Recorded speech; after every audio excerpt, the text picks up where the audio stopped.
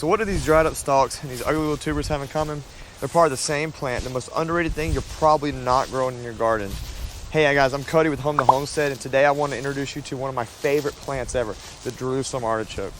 It's going to be a plant that changes your game because you can plant so little and get so much abundance in return.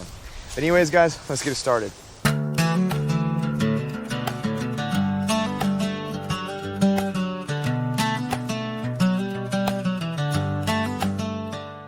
So before we get into it and I show you how much you can actually harvest from the artichokes, let's talk a little bit about it.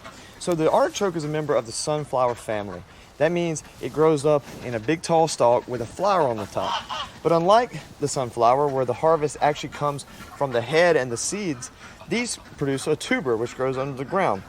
Here's some footage right here of me showing you how you pull up the stalks, and there's so much underneath. Another cool part about the Jerusalem artichoke is that it doesn't take a lot of space. Check this out. So this small garden bed right here was planted with approximately 7 tubers, and our harvest in return was almost 20 pounds. That is almost a 3 times increase in what we put in the ground versus what we pulled out. This is an amazing plant, and you should be planting it at your garden at home. And this is just some footage of me showing you how easy it is to harvest these plants. Look at this, 0 effort whatsoever, just grab and pull, and look at all the chokes hanging there. And now, one thing you do notice is there was a lot connected to the stalks. I'm also digging around because you're gonna see here, I pull out some that are just still in the ground. Look at that tuber, man.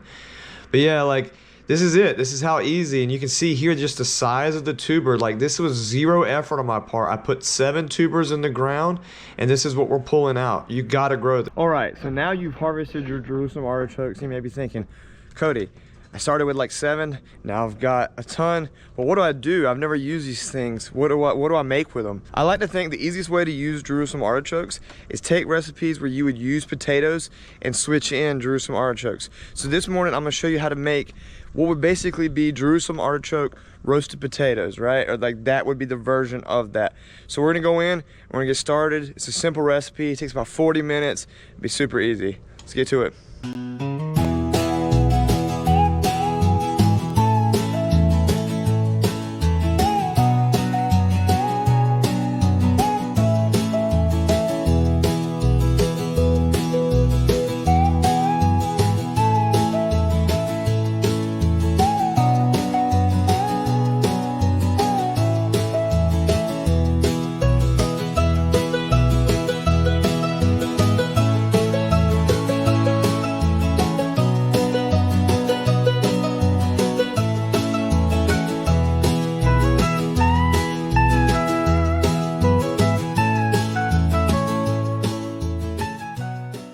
All right, so I stepped outside because Angie's watching one of her shows and I didn't want to be talking over her while she's trying to relax.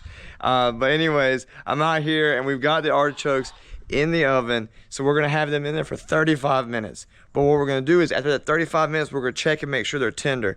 Because depending on the thickness of the artichoke, how you cut it, it can be between 35 and 45 minutes. So our first checkpoint is gonna be 35 minutes. So I'll see you then.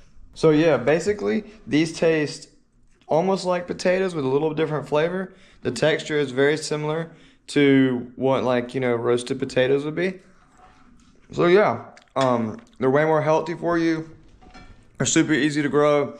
Like I said, where I'm from in North Carolina, it's very common to find them just growing in ditches because people will throw them out and they'll just grow. A 10 of 10 Homestead food.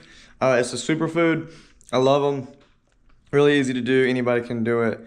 But yeah, we're gonna go ahead and get on this breakfast as I'm talking with my mouth full and being super rude to you guys.